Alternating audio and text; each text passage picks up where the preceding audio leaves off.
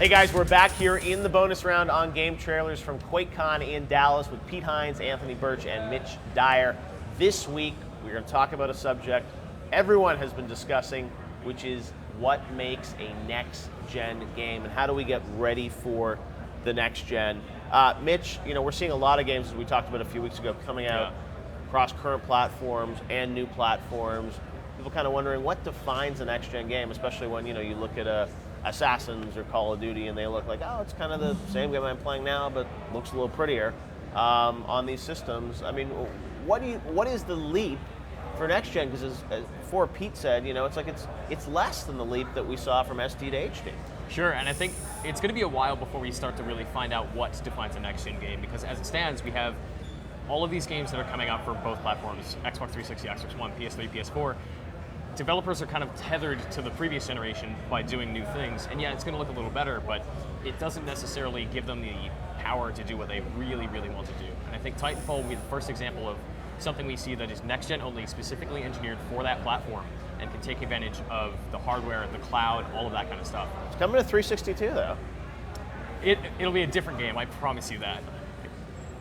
But I think it's going to be about a year or two before we start to really, really see what true next-gen games look like, right? We have, like, Bethesda's doing Wolfenstein. You guys have a great-looking shooter, but a year or two from now, Machine Games' next game, which will be next-gen only, is going to be on another level. Machine Games' next game is next-gen only. Big announcement. Confirmed. And it's an Elder Scrolls and MOBA. Yes, a safe bet, right? Exactly. But Pete, when you guys look at the differences between these platforms and whatnot, I mean, you're talking to all your developers and things like that. I mean, what do you think? You're a big gamer. Have you put your finger on sort of what that leap is going to be? We've started to talk about it for sure, and honestly, we've been talking about these kind of things now for a year or two. Yeah. Because we've had projects that have been spinning up or getting going. Not sort of sitting around twiddling thumbs until Microsoft or Sony decided to say something. They're already thinking about, like, where is it we want to go, and what is it we want to do, and what are the kinds of things we think we want to try. Yeah.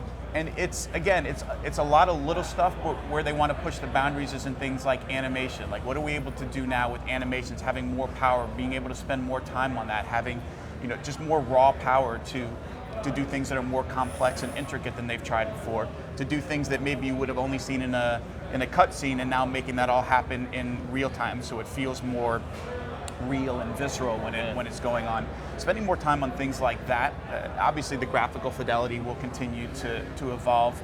As Mitch said, like, one of the things we find going through the Xbox and then with the Xbox 360 and with the PS3 is you do learn a lot every time you make a game on that platform. Like, there's a ton of value in just making a game and shipping it, and then going back and looking at all of the things you could have done different, or like, had we known this, like, we could have done this whole thing way better from the start, and you take all that learning into your next game. And that's why I think, if you look at the games that have come out recently and just come out on Xbox 360 and PS3, you do see a lot of improvements. Compared to 2005 or 6? Even, stuff we did in Skyrim versus Fallout 3 versus Oblivion. Like, we took big jumps. They're not always noticeable, but just amount of stuff that you can put on the screen or have going on, or running AI routines for stuff that's nowhere nearby, are all things that we were able to do and think about the more time we spent developing. Anthony, I don't think you guys have announced any next-gen Gearbox games, really, but you guys are obviously thinking about what's going to happen in the next gen. When you guys sit around the table at Gearbox and talk about what that leap is going to be, what's coming out of those conversations? It mostly comes down to sort of depth of gameplay and sort of systemic depth, because as you were saying before, it's sort of getting harder and harder to impress people just by comparing Xbox 360 to Xbox One graphics, because that disparity isn't there as it was between Xbox and Xbox 360. So a lot of it, I'm actually kind of optimistic, because now it means that we're going to have to wow you in other ways, whether that's sheer number of things happening on screen that the player has to deal with, or the actual systemic depth of what's going on. If this whole simulated open world, rather than just being a flat sandbox where nothing's going on that's really big, maybe we actually have open worlds that have a lot of different things going on that the player can interact with. It's pretty exciting just from a purely gameplay-driven kind of point of view. And as you guys have been talking about this month, there's a lot of different business models coming out there with free-to-play games and other types of games, lots of DLC and content like that.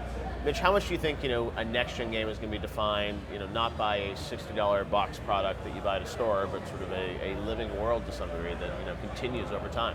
It wouldn't surprise me to see something on next-gen consoles built with the sort of Minecraft model in mind, where you have this base game that is sold for X amount of dollars, and then is continually iterated on over the next few years with content like that, right? Where you continue to create something really, really special out of something that's cool, and you add to the level of depth and these new gameplay mechanics and these new systems to the game over years and years and years.